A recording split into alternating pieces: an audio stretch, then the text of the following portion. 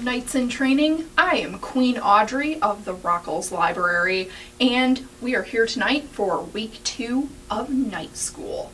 Now tonight we are going to be learning about shields and helmets. So to start off with, we're going to talk a little bit about shields. Now shields, they are really good for protecting you if you're in a battle or fighting someone. So you can use a shield to protect yourself when you're fighting someone up close, or to protect yourself from projectiles if people are shooting arrows at you. And one of the really great things if you are fighting people up close is that if you hold your shield in your non-dominant hand, that means the hand that you don't use for writing or throwing things or holding a weapon. Do you guys like my sword? It's a short sword, or maybe a really big knife. It's very old. Now, the great thing about having your shield on your non-dominant side is it blocks people from being able to attack you from that direction. So now they can't come at you from that way because your shield's in the way. And so then if you have a weapon in your other hand, this is your hand that you're good at using, so people have to attack you on this side where your weapon is. And as you can see, I am right-handed, so I'm holding my shield in my left hand. But you guys might be right-handed, you might be left-handed. Some people can use either hand just as well. My sister can do that. I'm very impressed. So the next thing is that shields are made out of a lot of different materials, depending on what part of the world you're in. But the shields that knights used were usually made out of wood. And sometimes they would have like a metal rim around them, or they might be entirely covered with metal. And so I put a little rim around the edge of my shield that I made here as an example to show that there could be a metal rim around it. And the other thing you can see on here is that I've got a coat of arms. Now you guys all made your coat of arms last week.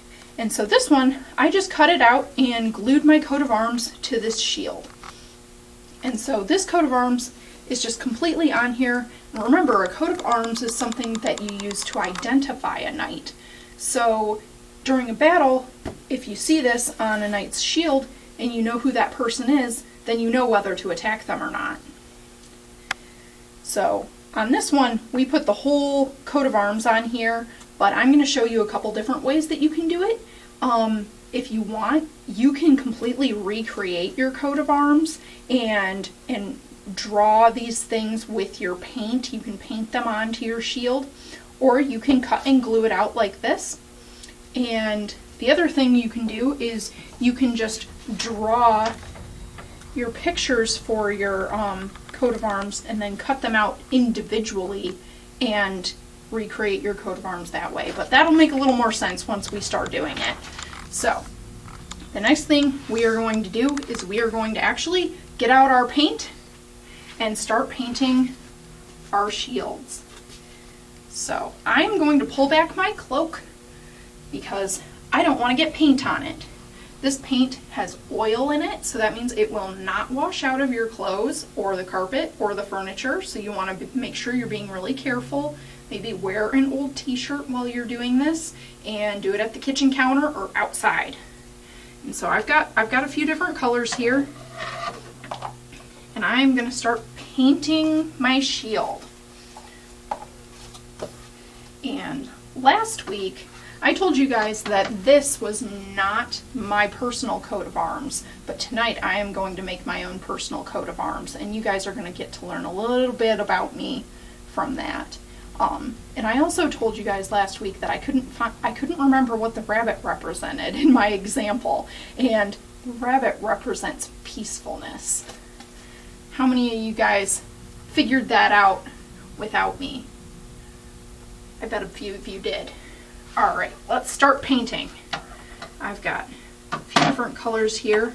I've got white, and if you look at your sheet from last week with the coat of arms on it, you'll see that white represents peace and sincerity.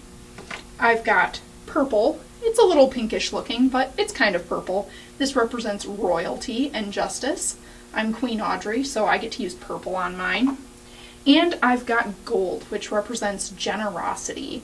And it's also a metallic color, so I'm going to use this for my metal rim on my shield.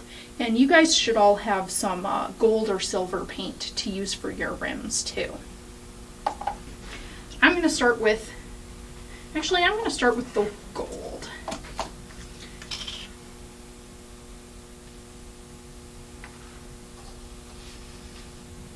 I'm just going to start doing a little pattern across here.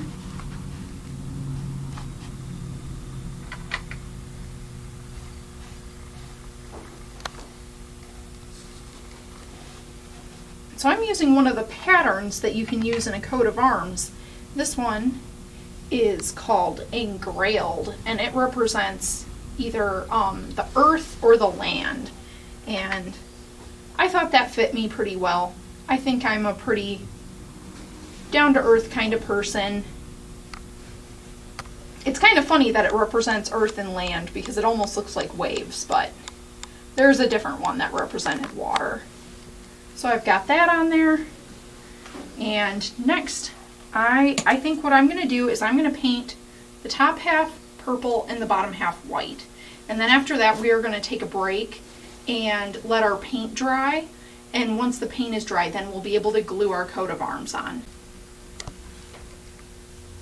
Okay, now that we are done painting, our paint's all dry, we can now add our coat of arms to our shields. So you can do like what I did on this shield, and you can cut out your entire coat of arms that you made and put it on the center of your shield, or at the top or the bottom or one of the corners. You can put it wherever you want.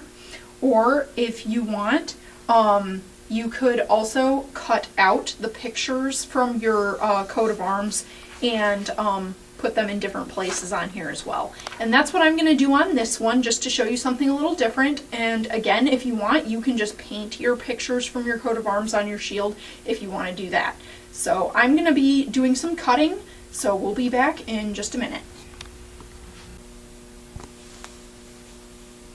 Okay, now that we've got the pieces cut out, you've got your coat of arms cut out, or you've got your pictures from your coat of arms cut out, now we can add them to our shields and finish our shields. So the other thing that you should have is you should have a little container of glue. And so we're just going to go ahead and open that glue up, and we're going to put some glue on here. I'm putting white glue over white paint, so you can't really see that right there, but putting some glue on there for my panther. And a panther represents defender of children. And so I figured, since I am also the youth librarian here at the library, that I would put a panther, because I work with children. And then the other thing that I've got on here, I'm going to put this one down here at the bottom. Put some glue on here.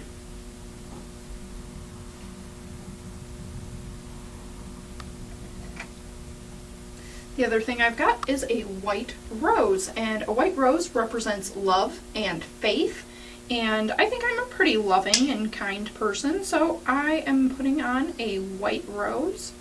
And then when the glue dries, it'll be clear, so you won't see that. And that is my actual coat of arms. This is Queen Audrey's personal coat of arms. And now my shield's done. You guys can keep working on it. But the next thing we're going to do is we are going to move on and learn about helmets. Now, helmets are another piece of armor that's very important to knights. They can wear it to protect their heads, just like you would wear a helmet today. You know, if you were playing a sport or riding your bike, or if someone's riding a motorcycle, they usually wear a helmet. And so we are going to make our own helmets tonight. And so we've got, you should have a little helmet in there, and then also a plume to go on your helmet. And a plume is just a fancy word for a feather that goes on top of the helmet. And so, fun fact, a lot of knights actually didn't wear helmets. It's kind of hard to see when you're wearing a helmet, and so that would kind of impede them in battle, even though it did also offer the protection of protecting their heads. So a lot of knights didn't wear helmets, but we're going to wear helmets. I want all of my knights to have their heads protected. So we are going to color our helmets. You can use anything you want to color your helmets. You can use crayons or colored pencils, or you can use your paint. You can color your helmets, and you can color your plume. And the plumes, a lot of times, if like a lot of knights were working together to fight for like a certain king or lord or a certain country, they would all wear the same color plumes in a battle so that you knew who was on the same side as you. The plumes stuck up higher, and so way up on top of your head, it's going to be the easiest thing to see if you're looking out across a battlefield and you know who's on your side.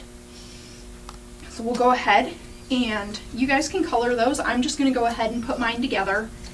And so when you're all done coloring, you can stick your plume on here. You can glue it, or I've got a little tape. I'm just going to tape mine so I don't have to wait for the glue to dry. I'm going to put a couple pieces of tape, make sure it doesn't fall off. And there we go. There is our helmet. And in order to attach it to your face, you're going to need some kind of like string or an elastic band. We didn't have any elastic to give you guys, but if you have some at home, that works really well. I've just got a little bit of string here, so I'm going to get out some string, and I am going to cut a couple pieces of string. You can just tie them into the little holes on the sides of your helmet.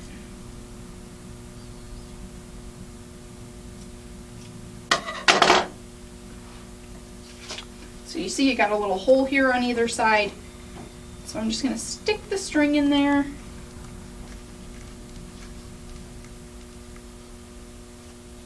And tie it in a knot. Don't pull too tight or you'll rip the paper. But you want to make a nice little knot there. And we'll do the same thing on the other side.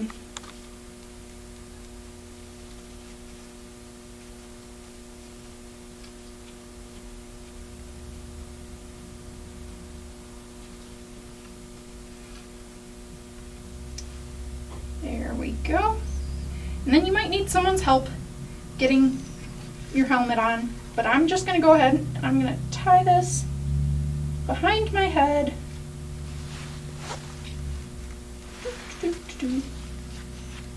And there you have your helmet and your shield. And when you graduate, you are going to get a special thing that you are going to use as your weapon, and it's going to be a lot of fun, so I don't want to spoil it. But during the final week, oh, my helmet's stuck, we're just going to leave it there. During the final week, you are going to get a special weapon. It is not going to be a sword. In fact, I probably couldn't have even brought this one in to show you guys if you had actually been here at the library in person, because it's really sharp and really dangerous. But you guys are going to get a fun weapon that is not for hurting people, but it's for something. It's for a fun game. But that's not for 2 more weeks. You still have a lot to learn before you're ready to become knights and get your final thing. So tonight, thank you guys for joining me in learning how to make your shields and your helmets. Ha, there's my helmet. And tonight we've got a couple of secret codes for you. The secret code for the kids is Ugly Duckling, and the secret code for the teens is Sherbet Lemon. So have a good night, everybody, and keep training to be knights.